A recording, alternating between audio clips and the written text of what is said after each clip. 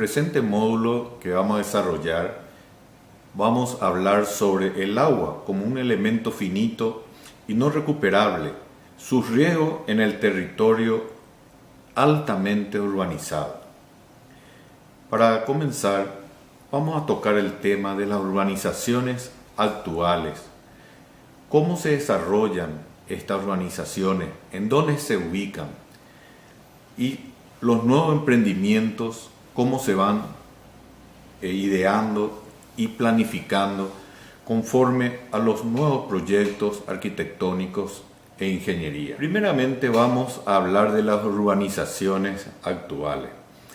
En la mayoría estas se encuentran ubicadas en zonas ya antiguas, en zonas que han sido adoptadas porque se encontraban algún curso de agua próxima o porque fue un centro de desarrollo, un polo de desarrollo industrial o de generación de empleo, que habían ciertas garantías para el desarrollo urbano en esos puntos, en esos polos. Las nuevas organizaciones que se van creando actualmente, la misma muchas veces ya no cuentan con esos lugares tan apropiados como eran los anteriores. Hoy en día los lugares que se encuentran para ubicar las nuevas organizaciones son ya los lugares más apartados, los lugares incluso más bajos, lugares con condiciones menos favorables que las que tenían los centros anteriores o las organizaciones anteriores. Eso hace que el crecimiento de estas nuevas áreas a veces no contemplen muchas de las condiciones que puedan ser necesarias para desarrollar un buen sistema urbanístico en ese lugar. Es por ello que es importante hacer una planificación desde el inicio mismo de la idea de lo que se va a crear.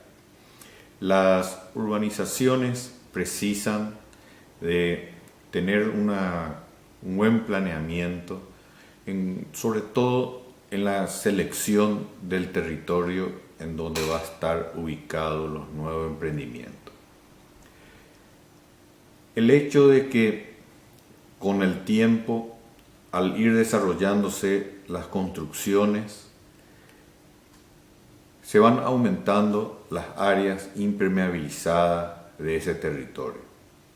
Esos son a causa de los techos de los edificios, las cubiertas, como ser los pisos, los pavimentos, las calles, las avenidas, que van impermeabilizando todo el territorio, disminuyendo así las áreas permeables que ayudan a que el escurrimiento de las aguas de lluvia infiltren en el terreno, provocando también eso a su paso grandes raudales, grandes correntías que aumentan los efectos sobre los cursos de aguas en las cuencas bajas. Las principales localidades se alimentan de tres tipos de agua que son normalmente las más rústicas serían de agua atmosférica o aguas de lluvias, con los sistemas de captación a través de los techos o a través de las superficies grandes que conducen las aguas pluviométricas hacia grandes tanques que ayudan a almacenar el agua para su consumo posterior, en algunos lugares conocido como un aljibe u otras denominaciones. También la siguiente fuente de captación de agua para consumo son las aguas superficiales, que podríamos en esta enumerarle a las aguas pluviales, a las aguas de ríos, a las aguas de los lagos también podríamos considerar las aguas de cielos y de los mares en algunos casos. Y hay una tercera fuente que son las aguas subterráneas, que se encuentran en dos características. Una que son las someras, que son las que están casi próximas a las superficies, y otra que son las que están enterradas o confinadas en el fondo del subsuelo, que se denomina normalmente aguas artesianas.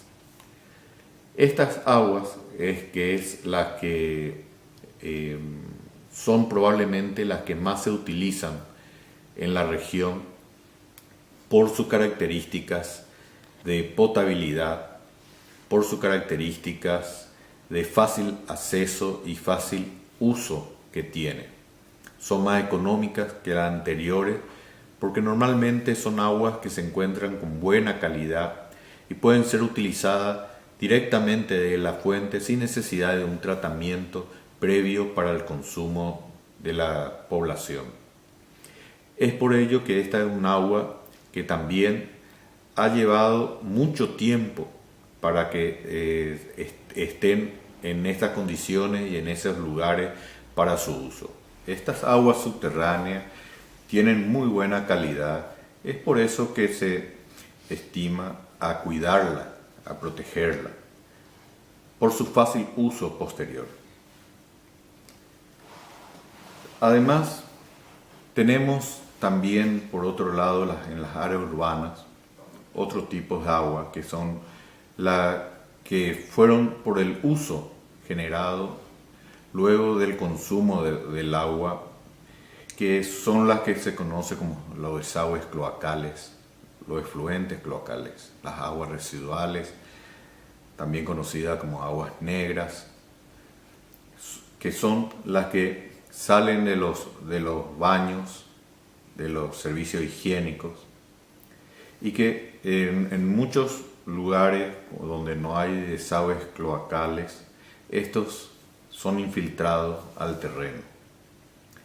También existen otras aguas de uso que son denominados grises en algunos lugares, o aguas de lavado o de lavabo, que son aquellas que no han tenido contacto con las materias fecales, que son las que normalmente se denominan por tal motivo aguas negras.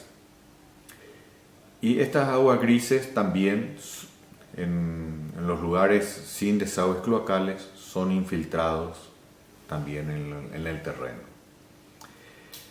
Estas aguas van llegando a las primeras napas, a las napas freáticas o a los sectores más profundos, que son las aguas que estamos hablando, de las aguas subterráneas.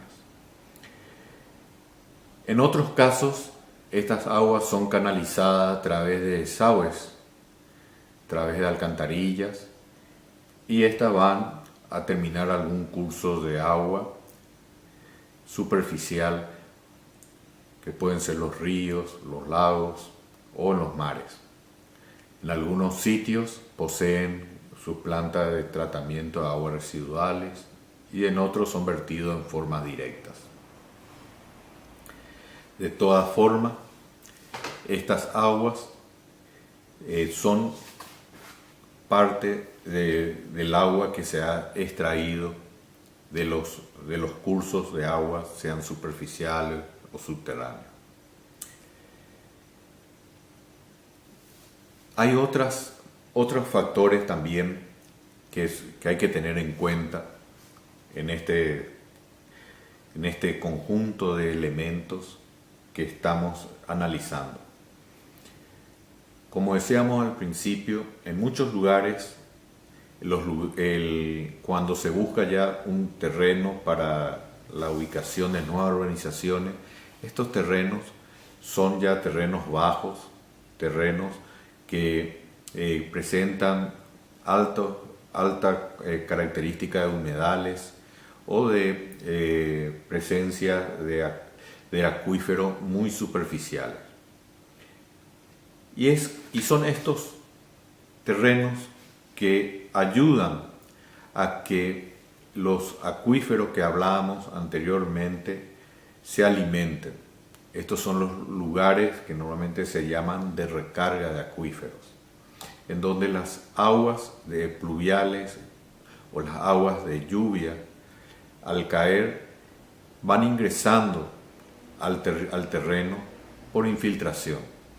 Estas aguas van a pasar mucho tiempo infiltrándose por el suelo, por el terreno, hasta que lleguen a los lugares de confinamiento para su posterior utilización.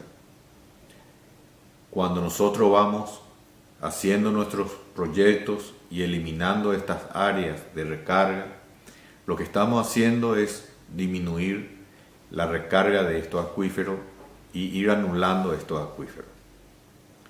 Cuando hablamos que establecemos sistemas de desagües cloacales, estas aguas que infiltraban también, aún siendo aguas negras o aún siendo aguas grises, estas aguas van a parar a los cursos de aguas superficiales y no al suelo.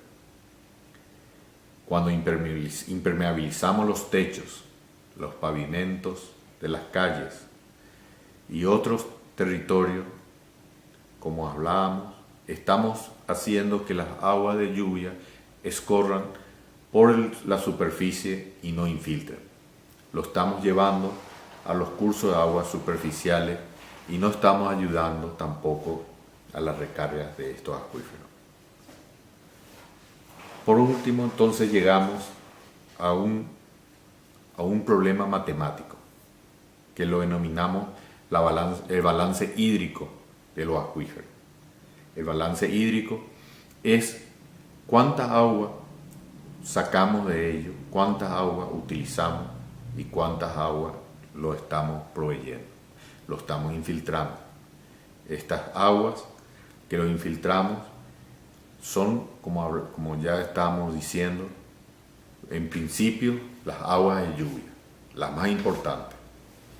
También aquellas aguas que vienen de los cursos superficiales que llegan hasta las áreas de recarga de estos acuíferos. Pero también son las aguas que al utilizar las estamos devolviendo a través de infiltración. En las aguas servidas, las aguas usadas. Normalmente cuando utilizamos las aguas tenemos un 80-90% de estas que la devolvemos a través de los desagües, a través del agua usada. Y estas aguas, a medida que lo vamos transformando en desagües cloacales, lo estamos llevando a otro medio que no es del que salió. De esa manera, todas las aguas, prácticamente cuando impermeabilizamos un terreno, el 90%, el 80-90% de las aguas de precipitaciones en un terreno natural infiltran. Cuando los impermeabilizamos, aproximadamente solo el 5% o el 10% es la que ingresa. El resto escurre también por la superficie. Esto quiere decir que del total de las aguas aproximadamente que tendrían que haber ingresado, solo un 10, un 20% logra ingresar al acuífero y el 80% lo estamos extrayendo y tirando en la superficie. Más tarde o más temprano, estos acuíferos irán teniendo un balance negativo. Quiere decir, en otras palabras, que estos acuíferos se irán secando, irán disminuyendo su nivel y la población que se alimentaban de estos acuíferos irán sufriendo las consecuencias. Se irán quedando sin esa reserva, sin la posibilidad de contar con un agua segura y de bajo costo para el consumo. Tendrán que proveerse de otros elementos, las aguas superficiales, en donde tendrán que hacer el tratamiento de la misma para volverla potable y para poder utilizarla.